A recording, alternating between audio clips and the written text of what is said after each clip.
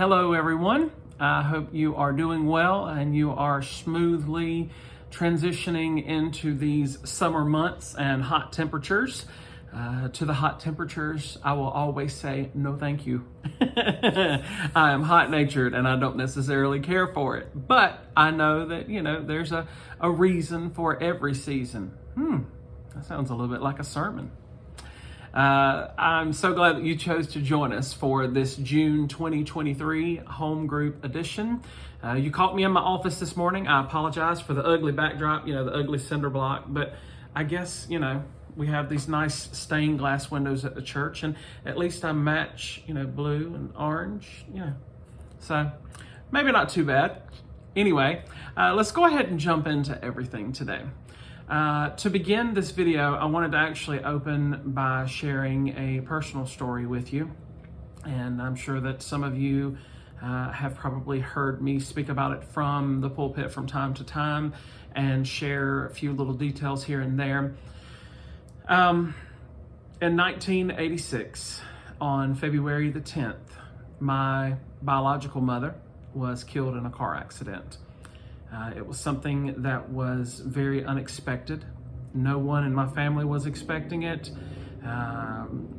Our community, our church, it was a pretty big deal. She was 26 at the time. It's hard to believe that I have outlived the life that she lived. But I think back on that season every so often, and I remember a lot of the emotions and a lot of the things that I was dealing with during that season of my life. I was 7 at the time, and I remember everything about it. I remember going with my dad to the funeral home to make the arrangements. I remember them taking us into a large room and us looking around at the different caskets that were in the room. And I even remember one of my aunts saying, well, Brian, which one do you think your mom would like? And I specifically remember my response being, I don't really care. I just want my mama back. When I look back on that season, that was probably one of the hardest seasons of my life. It was heavy. At 7 years old, it was quite confusing. All of these adults who had always been the strong ones that had been caring for me, many of them were kind of falling apart in their own way.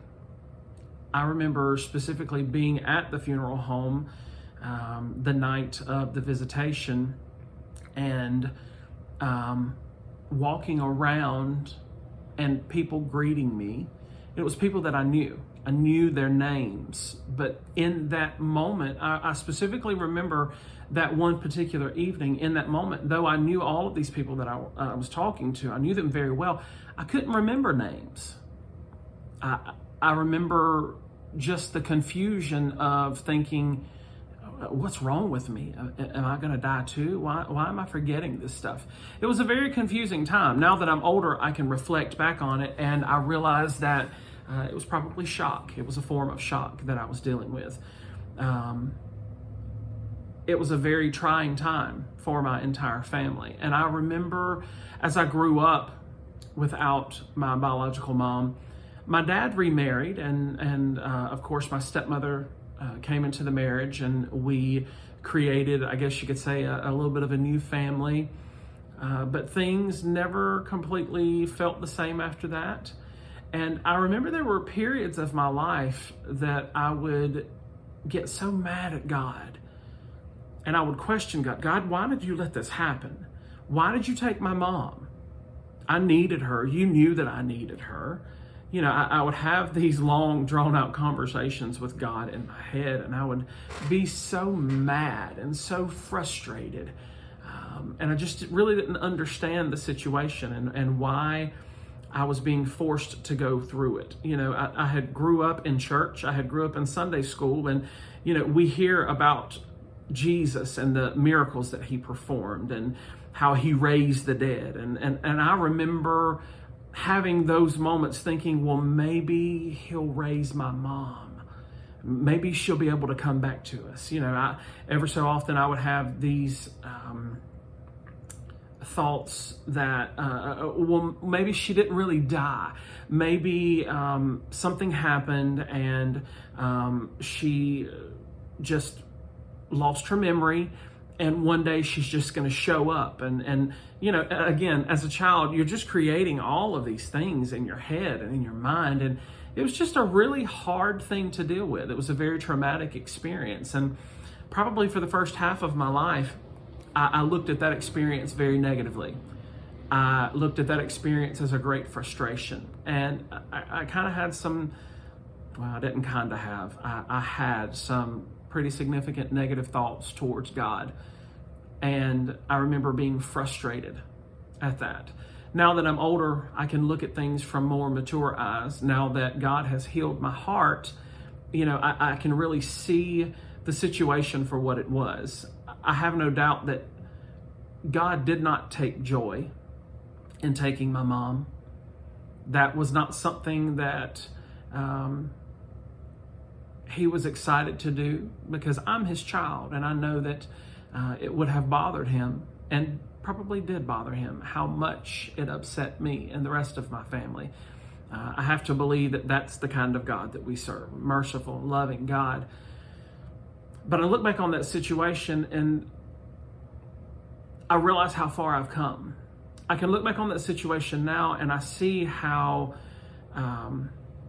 my life has gone from one direction to shifting to another road, and maybe then going off a little bit over here and then coming back over here. And I can see how God has orchestrated my life in such a way, and he has allowed all of these winding roads to lead me to this place, to lead me to this point in time. And I know that God has a plan. I know that God has a purpose. I can look back on that negative situation now and I can still admit, yes, it was negative. Yes, it was hurtful. Yes, it stunk. It was terrible. But I can see how God was still there with me through all of that. Recently we had a sermon, and it was a sermon that I preached that started our Find Freedom sermon series. And it was the sermon titled Finding Good in the Bad. And it talked about Paul and the thorn that he dealt with, or, as I told you that day, it was, he used the word thorn, but it was actually implying, it was a tent stake. It was a large tent stake in his life. It was something that truly bothered him. It was something that truly brought him much grief, much frustration, and I'm sure even a bit of embarrassment to some extent. And I see how Paul was able to find the good in the bad, and how even though he had to deal with those thorns, he realized that God's grace was still sufficient through it all. Even though I've been through the things that I have been through, I can say God has been my sustaining power through all of it. He has led me and guided me through it all. And I can see where it was a negative situation in my life, but I genuinely feel that God allowed it because of his plans and because of his purposes. But this idea of finding the good and the bad, this is not some foreign concept. We find it in other places in the Bible. This morning, I want to share with you from Genesis 50. And it's the story of Joseph. And the scripture that I'm reading is Genesis 50, and I'm going to read verses 14 through 21. And this is what it says. After burying Jacob, Joseph returned to Egypt with his brothers and all who had accompanied him to his father's burial. Now that their father was dead, Joseph's brothers became fearful.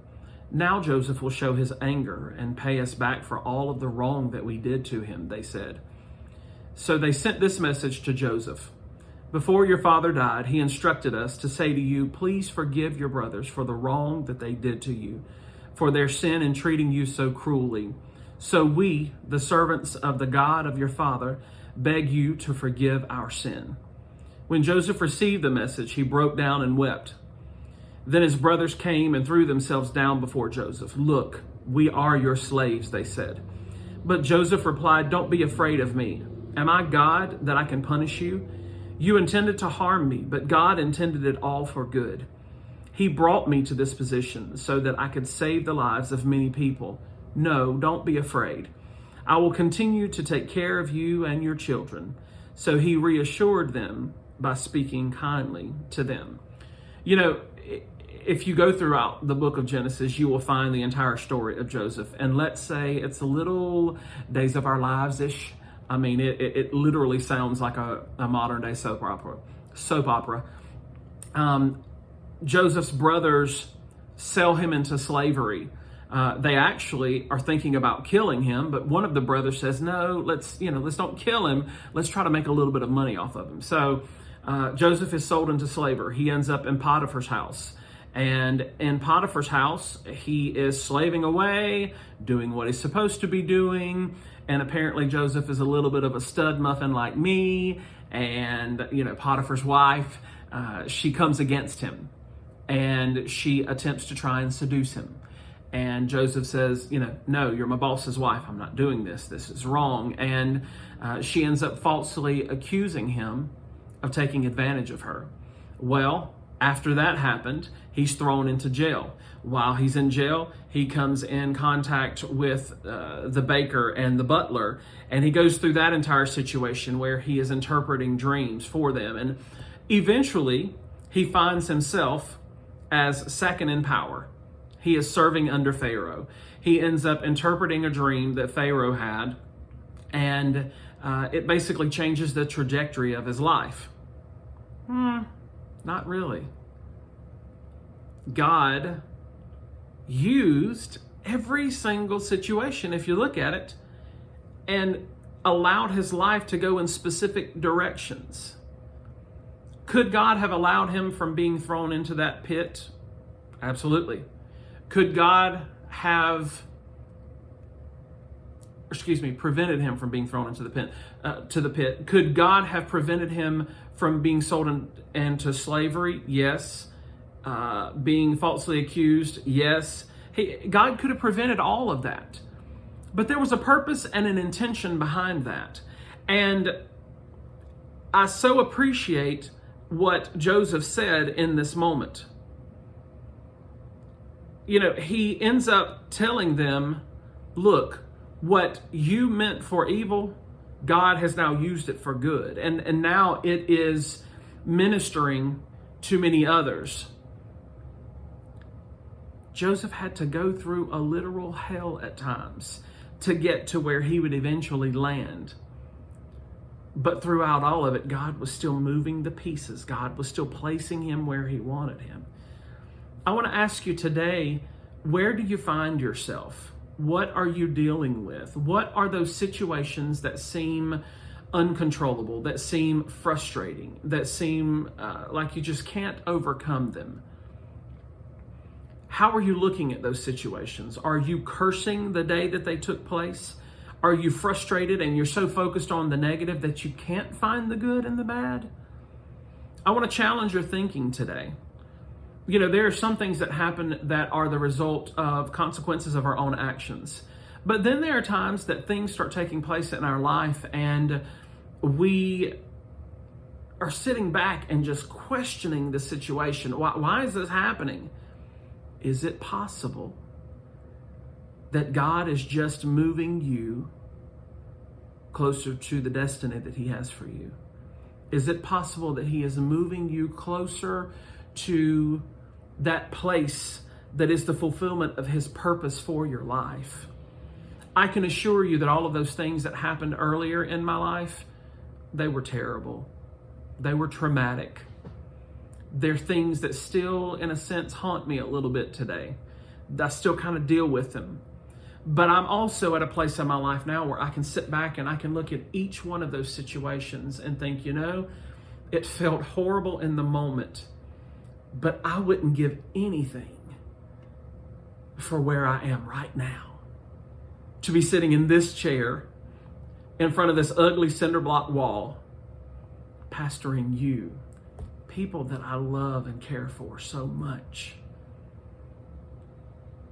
And if it took me having to go through those things to get to this place, if it took me being forced to sacrifice some things that I didn't necessarily want to lose at the moment, I think I'm at a place in my life where I'm okay with that. Folks, I love you so much. I hate that you have to go through the struggles that you have to go through, but I want to encourage you today and remind you there is purpose in the pain. God always has a purpose. Scripture plainly tells us that he is working all things for the good of those that love him and are called according to his purpose. He has a plan for your life. And even in the midst of all the craziness, the drama, the hurt, the trauma, whatever it may be, if you will allow, he will move those little pieces of your life and get you right into that place where he needs you, right into that place where he wants you. I want us to discuss today finding the good in the bad. I hope you have a wonderful time in your home group. Don't forget to thank your home group pastor for their hospitality, and I hope you enjoy some wonderful snacks, and I look forward to hearing some testimonies from your time together. God bless you. I love you, and I'll see you soon.